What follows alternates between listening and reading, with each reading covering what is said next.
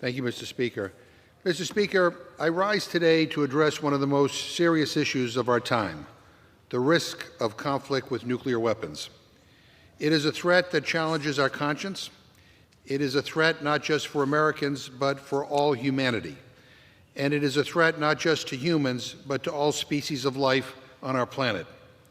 We raise this issue in the context of a series of important anniversaries. 1 week ago, July 16th, marked the 80th anniversary of the Trinity test, the first detonation of a nuclear weapon in New Mexico. We still live with the legacy of above-ground nuclear tests. 2 years ago, the Defense Department awarded the Atomic Veterans Commemorative Service Medal to the still surviving veterans of that era and their family members. We must also honor the downwinders, civilians whose health and land suffered from the effects from radiation from these tests. Many were in the state of Nevada. In addition, we cannot forget the Pacific Islanders who have not been able to return to their home islands. Or the Uyghurs and others whose homeland in Xinjiang was the location of China's nuclear tests. They too have suffered a long-term health consequence.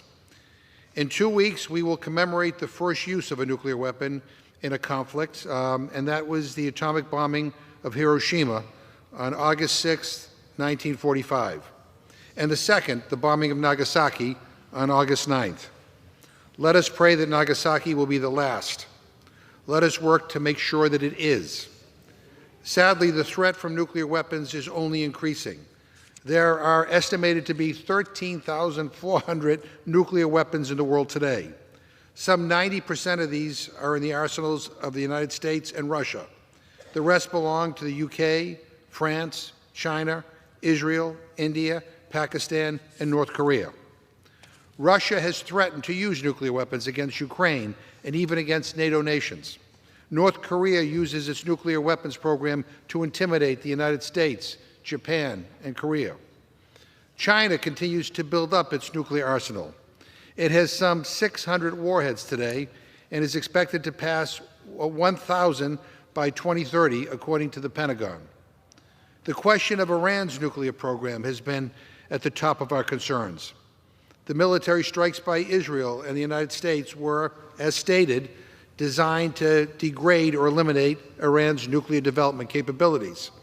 However, as the Washington Post reported last week, U.S. intelligence agencies assessed that only one of Iran's 3 principal nuclear facilities was destroyed by the U.S. attacks. This tells us that military action is not a reliable way to counter nuclear threats. In 80 years of the nuclear era, the only proven, demonstrated way to reduce the risk of nuclear conflict and to lessen the scale of its destruction is through diplomacy and negotiations. If not for past arms control agreements, Mr. Speaker, today's arsenals would be larger and more dangerous. If not for limitation on above-ground and atmospheric testing, many more people would suffer from radiation and contamination. But our challenge is made harder by the fact that there is only one arms control agreement remaining in force between the United States and Russia. The New START Treaty limits the number of deployed strategic nuclear warheads for each party to 1,550. The treaty expires in February 2026. There are scant signs that either government is interested in extending it. President Donald Trump can and should take forward steps on nuclear arms control. He can follow in the footsteps of other Republican presidents. President Eisenhower, in his Atoms for Peace speech, expressed the moral imperative to warn Americans and the world of the destructiveness of atomic weapons. President Reagan, in his second term, negotiated the INF Treaty with the Soviets. He spoke privately with Gorbachev about the elimination of all nuclear weapons. Earlier this year, President Trump said from the Oval Office, and I quote, "There's no reason for us to be building brand new nuclear weapons. We already have so many. You could destroy the world 50 times over, 100 times over, and here we are building new nuclear weapons, and they're building nuclear weapons," end quote. He added, let me quote again, we're all spending a lot of money that we could be spending on other things that are actually, hopefully, more productive, end quote. On this point, Mr. Speaker, President Trump is right. President Trump has the opportunity to make nuclear threat reduction a part of his legacy. As a smart first step, he and Putin can strike a deal to respect New START's central limits and set the stage for a more comprehensive nuclear arms control framework agreement. Next, President Trump can put nuclear weapons on the agenda when he meets with Xi Jinping. He expressed a willingness to do this in his Oval Office comments. Even talking about negotiations in itself can help reduce tensions. A deal requires a first step, and I encourage the President to take it, and to take it soon.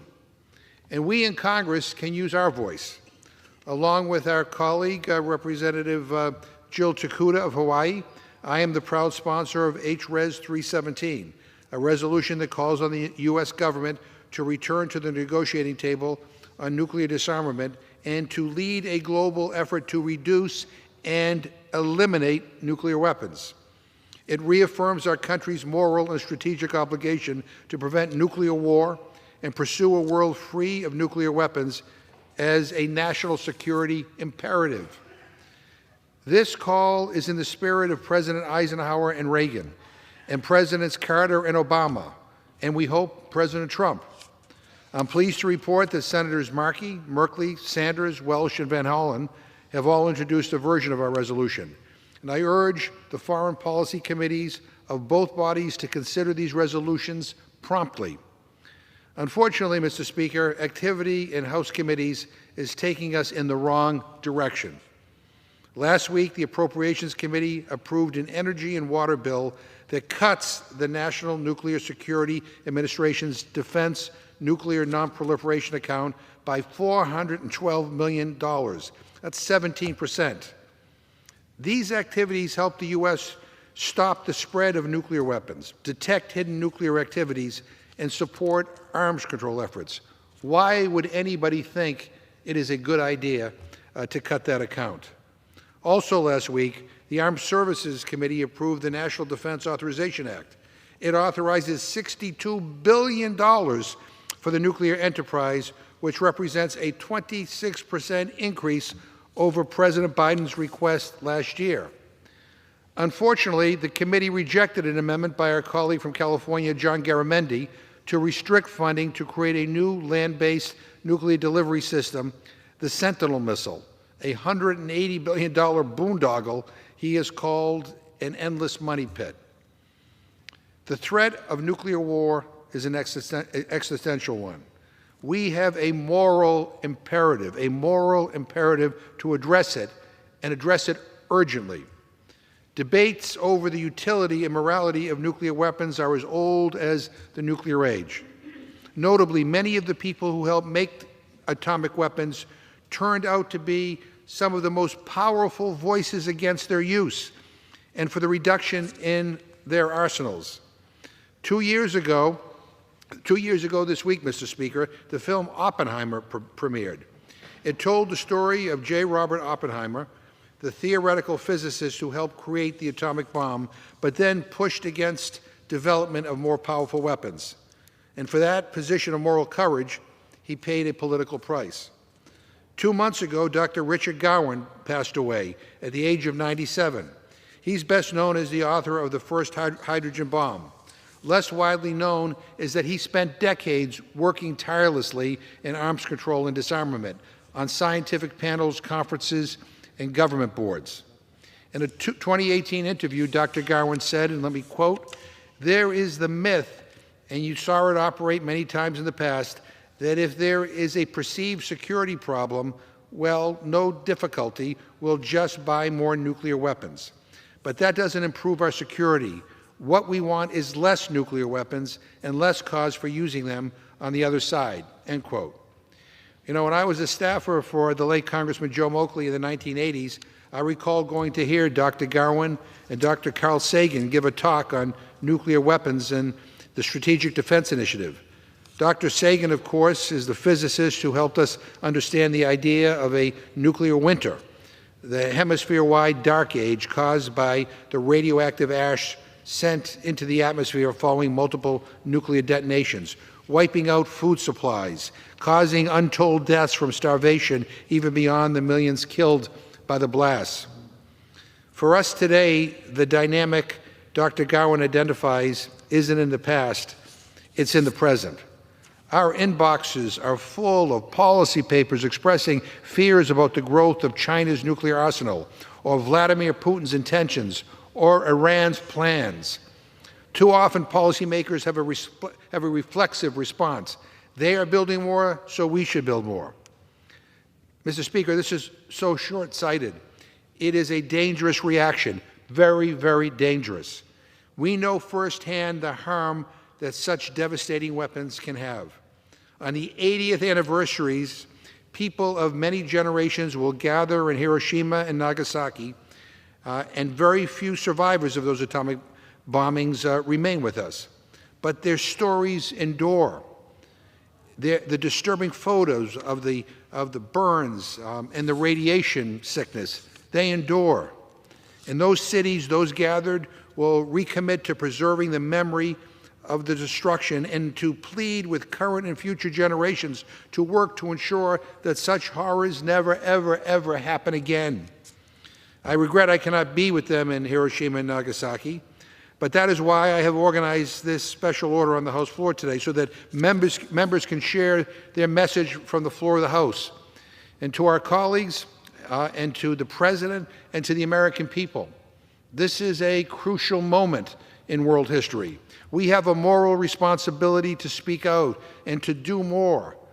After the anniversaries, after the August break, when we return to Washington, let us commit to raise more awareness, more congressional hearings, more debate on the floor, more encouragement for scientists, civil society and regular citizens to raise their voices. Let us commit to legislation to contain the growth of nuclear weapons. Let us commit ourselves to the elimination of nuclear weapons.